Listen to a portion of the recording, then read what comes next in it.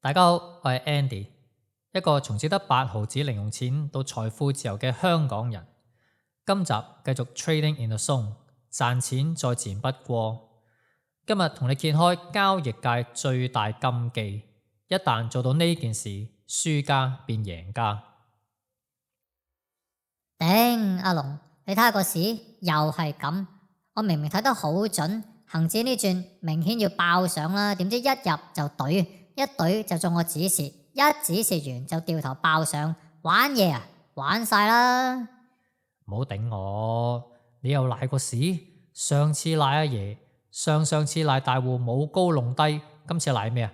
賴美國聯儲局？唔係賴㗎，個市堅係玩嘢，我一買就跌，一沽就升，唔係玩我，玩邊個啊？如果個市正常啲，我早就發達啦。交易市場係一群人嘅互動，大家嘅目的都係攞走其他人嘅錢，咁市場對個別交易者要負咩責任？好似拜關二哥，差人同賊都係拜同一個關二哥，佢要幫邊邊呢？你知唔知你嘅問題喺邊啊？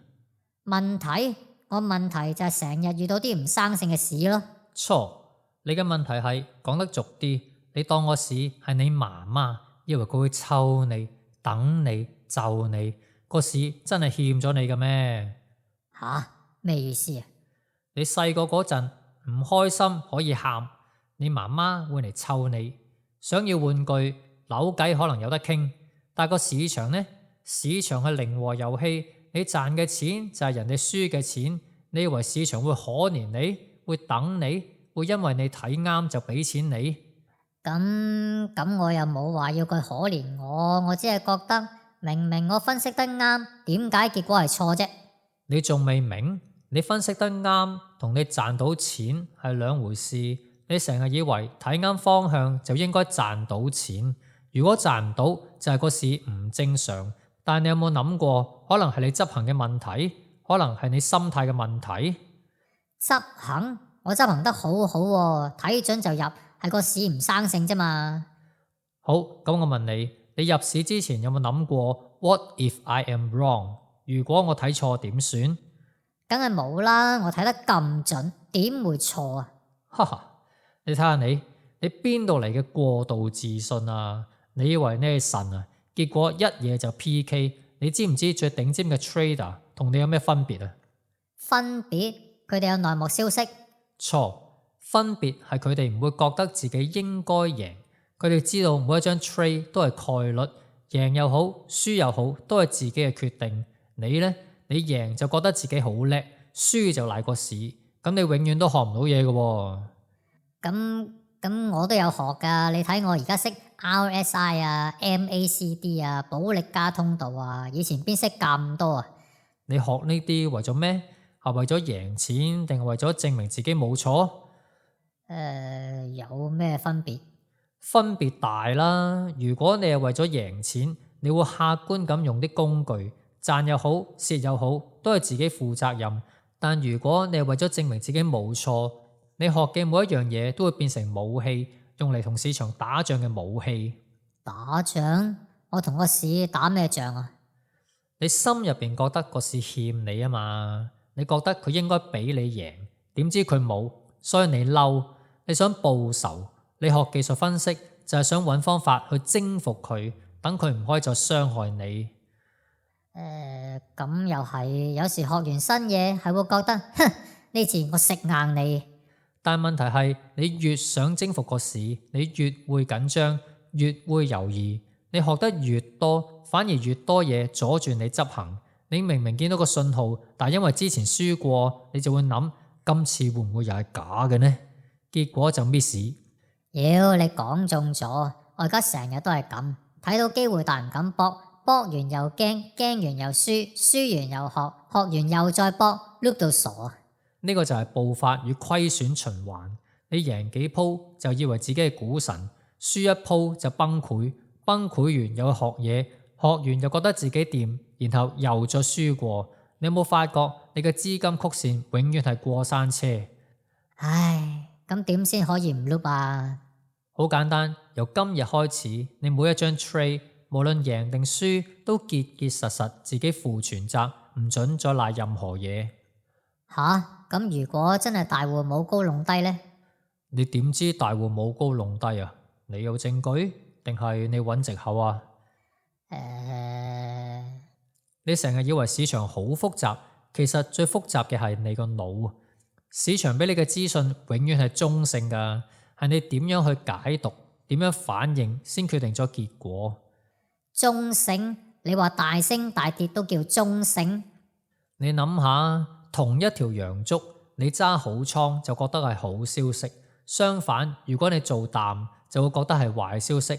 但條陽燭本身有冇話自己係好定壞？冇㗎，佢喺度啫嘛。你點解覺得佢玩你？因為你俾咗個期望佢，當你期望佢升，但佢跌，你就覺得被背叛。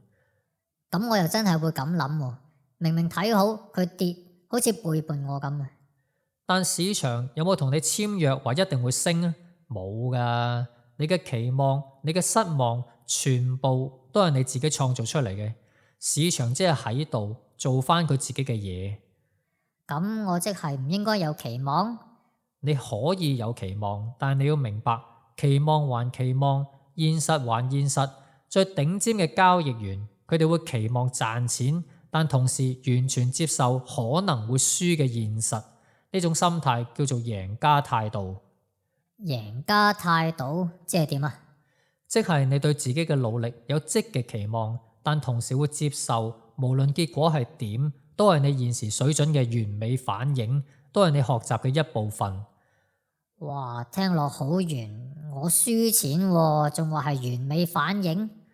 因為你嘅輸反映咗你仲有嘢未學識，或者心態未夠成熟。如果你肯面對呢個現實，揾出漏洞去改善，你就會進步。如果你賴個屎，你就會原地踏步。咁我真係要試下，但好難喎。輸錢嗰陣有邊個唔想揾人賴？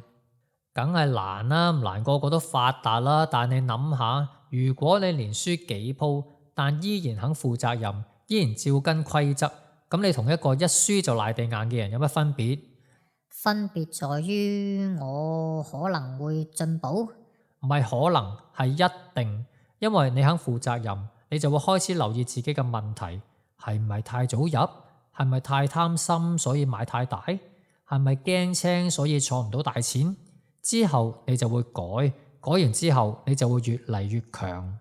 咁如果我心態上負責之後，下次都係輸呢？咁你就要睇下自己嘅規則有冇問題。可能你套方法根本唔得，或者你執行得唔好，繼續負責任，繼續調整，直到揾到一套 work 嘅。哇，咁要搞幾耐？唉，師兄，唔通你以為發達係好似開燈咁，啪一聲就有咩？你以為交易係一朝一夕嘅事？你睇下啲頂尖運動員，佢哋練咗幾耐先入到松？你而家連自己嘅問題都未肯認，就諗住一步登天？好啦好啦，我試下由今日開始唔再賴個市。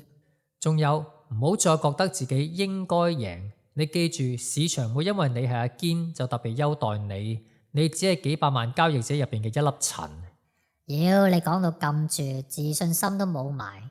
冇自信好過假自信。你之前嗰啲自信係無憂無慮嗰種自信，係因為未輸過。呢種自信一嘢就散噶。你要建立嘅係經過考驗嘅自信。即係點樣？即係你輸完之後仲肯繼續，仲肯學習，仲肯負責任，呢啲先叫做真正嘅自信。聽落好難，但好似有啲道理。梗係有道理啦，我講咗咁耐，你而家先明？咁點解你唔早啲同我講啫？我講咗幾百次啦，你有聽入耳咩？你之前成日都覺得自己好掂，我講咩你都當耳邊風啦。咁又係。兩位食咩啊？我要個常餐，唔該。使唔使轉咗前一丁？轉唔轉好呢？你睇，連轉唔轉個面都諗咁耐，仲話要負責任。妖，食麵關咩事啫？關事噶，你而家做任何決定都要學識負責任。你揀咗轉，好食又好，唔好食又好，都係你自己嘅選擇，唔好賴個柱咯。好，我唔轉就要普通嗰個。OK，常餐一個。哈哈，有進步喎。不過如果你食完覺得普通嗰啲唔好食，唔好賴我啊。妖，咁都關你事？你唔知咩？好多人輸錢賴市場，食嘢唔好食賴個 friend 介紹，永遠唔會自己負責任㗎。你講到我咁，我而家食個麵都有壓力。有壓力先會成長㗎嘛。今集同大家分享咗 Trading in the Zone 第3章負責任。以下係章節嘅4個關鍵重點。一、成功嘅交易核心唔係技術，而係正確嘅贏家態度同思想。持續贏錢唔靠學晒所有市場知識，而係要學到好似頂尖交易員咁思考，完全消除恐懼，唔會輕率，同時有足夠嘅克制，唔會因為連續贏就過度興奮。態度比分析同技術更重要，有正確態度，交易就會變得簡單有趣得多。二、要完全自己承擔責任，先可以擺脫恐懼同埋痛苦循環。市場唔會欠你任何嘢，係零和遊戲，贏輸全靠自己嘅解讀、決定同埋行動。唔承擔責任就會怪市場，覺得被背叛，結果同市場敵對，錯過機會。相反，100% 承擔責任就唔會再有怨恨、背叛感，可以進入市場嘅心流狀態 flow。3. 新手連贏容易變無憂無慮，但一輸就崩潰，因為未真正接受風險。